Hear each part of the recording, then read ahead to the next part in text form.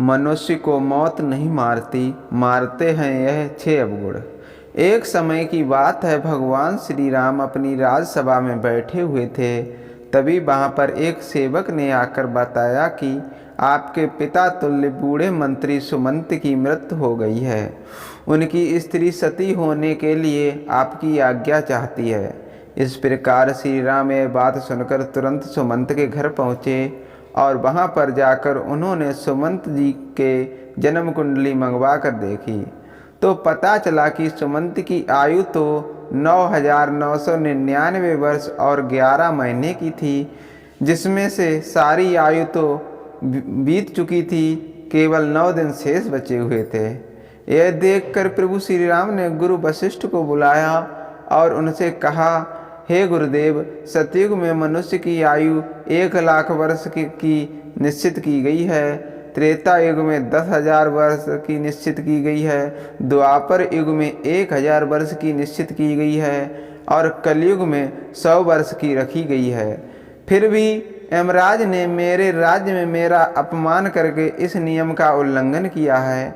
मेरे मंत्री की आयु अभी पूरी नहीं हुई है, पूरी होने में अभी 9 दिन बाकी हैं, तो उन्हें यमराज यहाँ से क्यों ले गए? मैं भी यमराज को बांध कर लाऊंगा और सुमंत को जीवित करवाऊंगा। इतना कहकर प्रभु श्री राम गरुड़ पर बैठकर यमराज की नगरी चल दिए। तब रास्ते में उन्होंने पासों में बंधे हुए सुमंत को देखा, जिन्हें यमदूत ले जा रहे थे। देखते ही प्रभु श्री राम ने यमदूतों को मारकर सुमंत को यमदूतों के हाथों से छुड़ा लिया। यह देखकर यमदूतों ने विनय पूर्वक कहा, हे राजा राम, हमने आपका क्या बिगाड़ा है जिसके लिए आपने हमें ऐसा दंड दिया? प्रभु श्री राम कहने लगे, यमदूतों, अभी इसके जीवन के 9 दिन बाकी हैं, तो तुम इन्हें पहले ही क्यों ले जा रहे हो? तब इनके दिन पूरे हो जाएंगे, तब आकर तुम इन्हें ले जाना, तब मैं कुछ नहीं कहूँगा। इस प्रकार प्रभु श्री राम की बात सुनकर यमदूत कहने लगे कि हे राजा राम, इनका जन्म एक अजीब तरह से हुआ था। पहले दिन इनकी माँ की कोख से दोनों हाथ और मुख बाहर आए थे और धीरे धीरे उनके पूरे शरीर को बाहर आने में पूरे 9 दिन लग गए थे। शुभ मंत्रों से पंडित ने इनकी रक्षा की थी, इसलिए इनका नाम सुमंत पड़ा। प्रभु, आज जो इनके 9 दिन बाकी बता रहे हो वे संदिग्ध हैं, इसलिए हमारा कोई दोष नहीं है। आप इन्हें व्यर्थ ही हमसे छीन रहे हो और हमको व्यर्थ में मारा है। इस तरह यमदूतों की बात सुनकर प्रभु श्री राम ने कहा, हे यमदूतों, जिस दिन माता के गर्भ से इनका अच्छी तरह जन्म हुआ है, वही जन्म का दिन माना जाएगा। जिस दिन इनका जन्म का उत्सव मनाया गया है, वास्तव में वही जन्मदिन होता है। अभी इसके 9 दिन बाकी हैं। तुम लोग जाओ और 10वें दिन आकर इन्हें ले जाना, तब मैं तुम लोगों को नहीं रोकूंगा। इस तरह यमदूतों को फटकार कर प्रभु श्री राम ने भगा दिया। इधर श्री राम अयोध्या में लौटकर आए तो सुमंत जीवित हो चुके थे। उनके परिवार वाले उन्हें जीवित देखकर बड़े ही प्रसन्न थे। सुमंत ने अपने जीवन की आखिरी 9 दिन जानकर खूब दान पुण्य करना आरंभ कर दिया। उधर वे यमदूत दुखी होकर यमराज के पास लौट गए और कहने लगे, हे यमराज, रास्ते में राम ने हमें मारकर सुमंत को छुड़ा लिया, क्योंकि उनके जीवन के 9 दिन बाकी रह गए थे। वह 9 दिन पूरे होने पर ही राम उन्हें आने देंगे। इस प्रकार यमदूतों के मुख से उनकी पराजय की बात सुनकर यमराज क्रोध से लाल पीले हो गए और उन्होंने राम पर आक्रमण करने के लिए इंद्रदेव, अग्निदेव, वायुदेव और जिस जिस देवता से भी सहायता मांगी, तो सब ने एक ही बात कही, हे यमराज, क्या तुम पागल तो नहीं हो गए हो जो विष्णु भगवान के साथ युद्ध करना चाहते हो? चुपचाप यहाँ से अपनी यमपुरी लौट जाओ। श्री राम का तुम क्या कर लोगे? जब सब ने यमराज की सहायता करने के लिए मना कर दिया तो यमराज अपनी ही सेना लेकर श्री राम के साथ युद्ध करने के लिए अयोध्या को चल पड़े। वहां पर पहुंचकर चारों ओर से अयोध्या नगरी को घेर लिया। यमराज के द्वारा अयोध्या नगरी को घेरा हुआ देखकर प्रभु श्री राम ने लव को यमराज से युद्ध करने के लिए भेजा। राम के छोटे पुत्र लव और यमराज के बीच भयंकर युद्ध होने लगा। लव के बाणों से यमराज के सभी योद्धा क्षण मात्र में ही धराशायी हो गए। उन सबकी यह हालत देखकर यमराज और भी ज्यादा क्रोधित हो उठे। अंत में यमराज ने लव पर अपना यमदंड छोड़ दिया। यमदंड को देखकर लव ने यमराज पर ब्रह्मास्त्र छोड़ दिया, जिसे देखकर यमदंड वापस लौट गया और लव के द्वारा छोड़ा हुआ ब्रह्मास्त्र यमराज के पीछे पड़ गया। ब्रह्मास्त्र को देखकर यमराज प्राण बचाने के लिए भागने लगे। उधर जब सूर्यदेव ने देखा कि ब्रह्मास्त्र से यमराज का बच पाना मुश्किल है, तो घबराकर सूर्यदेव राम के छोटे पुत्र लव के पास आए और प्रार्थना करने लगे, हे पुत्र, इस ब्रह्मास्त्र को लौटाकर यमराज के प्राण बचा लो, क्योंकि तुम हमारे ही वंश में उत्पन्न हुए हो और यह यमराज मेरा ही बेटा है। क्या तुम अपने पूर्वज यमराज को मार डालना चाहते हो?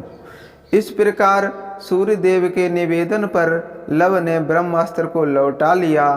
तब यमराज अपने पिता सूर्य को आगे करके श्री राम के पास गए। श्री राम ने सूर्य देवता का पूजन किया और यमराज ने श्री राम से क्षमा मांगी। युद्ध भूमि में जितने भी आदमी मर गए थे, उन पर इंद्रदेव ने अमृत वर्षा करके सबको जीवन दान दिया। उसके बाद श्री राम ने यमराज से कहा कि जब तक मैं अयोध्या नगरी पर शासन कर रहा हूँ, तब तक तुम उन्हीं मनुष्यों को अपने लोक में ले जा सकते हो जिनकी आयु पूर्ण हो चुकी है। उसी दिन से राम ने पूरी पृथ्वी पर घोषणा करवा दी कि आज के बाद कोई मनुष्य अपने नित्य कर्म को ना छोड़े, ब्राह्मणों का कोई अपमान ना करे, किसी के साथ दोष भाव ना रखें, कोई किसी के धन को ना चुराए और अगर धन चुराएगा तो उसे दंड मिलेगा। दुराचारियों को कड़ा दंड दिया जाएगा। धर्म कर्म सदा होता रहे। यदि किसी की अकाल मृत्यु हो तो तुरंत हमारे पास लेकर आए, उसे तुरंत जीवित किया जाएगा। यमराज को भगवान श्री राम ने यह सख्त निर्देश दिया था कि हमारे राज्य में कभी किसी की अकाल मृत्यु नहीं होनी चाहिए। तब यमराज ने कहा, हे प्रभु, मैं तो वैसे भी किसी को नहीं मारता हूँ, सब अपने कर्मों से ही जन्म और मृत्यु पाते हैं। मैं तो नियमित मात्र हूँ। आयु पूर्ण होने पर मिलने वाली मृत्यु और अकाल मृत्यु का प्राणी स्वयं ही कारण होता है। इसमें किसी का कोई दोष नहीं होता है। मुझे तो आपने माध्यम बनाकर जो जिम्मेदारी सौंपी है, मैं तो उसी का पालन कर रहा हूँ। जन्म देने वाले और मारने वाले तो आप हो। आपके द्वारा लिखे गए विधान में से मैं तो किसी के जीवन में एक क्षण ना तो घटा सकता हूँ और ना बढ़ा सकता हूँ। यह तो आपके हाथ में है। भगवान, आप चाहें तो मृत्यु का समय पूरा होने के बाद भी प्राणी को आयु प्रदान कर सकते हैं और आप चाहें तो उसे समय से पहले भी मृत्यु प्रदान कर सकते हैं। आप चाहें तो ब्रह्मा के लिखे हुए लेख को भी बदल सकते हैं और आपने ये किया भी है। आपके राज्य अभिषेक के लिए वशिष्ठ मुनि ने शुभ मुहूर्त निकाला था, फिर भी आपने राजा ना बनकर वनवास धारण किया था। सब कुछ आपकी इच्छा के अनुरूप होता है। सुख दुख, जीवन मरण, लाभ हानि मनुष्य के स्वयं कर्मों की उपज होती है। ये 6 अवगुण मनुष्य की आयु को छीण करते हैं। अभिमान, व्यर्थ का बोलना, त्यागहीनता, क्रोध, उदरपूर्ति, दोस्त से विद्रोह, ये 6 अवगुण तीखी कटार हैं जो मनुष्य की आयु को घटाता रहता है। यही अवगुण मनुष्य का वध करते हैं। रावण, कंस, हिरण्याकश्यप, इन्हें मृत्यु ने नहीं मारा, इन्हें मारा था उनके अभिमान ने। शिशुपाल, दुर्योधन, शकुनी, कर्ण को मृत्यु ने नहीं मारा, इन्हें मारा था इनके बड़ बोलेपन ने। जो दोषों को नहीं त्यागता, उनमें लिप्त बना रहता है, उसे उसके दोष ही मृत्यु के समीप पहुंचा देते हैं। क्रोध ऐसा राक्षस है जिसके सर पर बैठ जाए उसकी बुद्धि और विवेक को खा जाता है, और क्रोध बस ऐसा कर जाता है जो मृत्यु तक स्वयं ही पहुंच जाता है। मनुष्य खाने के मामले में भी कभी कभी वह इतना गिर जाता है कि अच्छा बुरा कुछ नहीं देखता।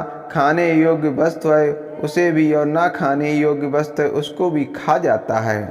तरह तरह के जहरीले पदार्थों का सेवन करने से अपनी आयु को छीड़ कर डालता है, इसमें मृत्यु का क्या दोष है।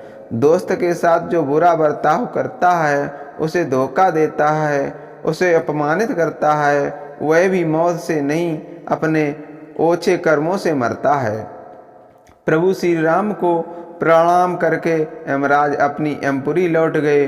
वीडियो अगर पसंद आया हो तो वीडियो को लाइक और चैनल को सब्सक्राइब करके वीडियो को ज़्यादा से ज़्यादा शेयर करें। धन्यवाद।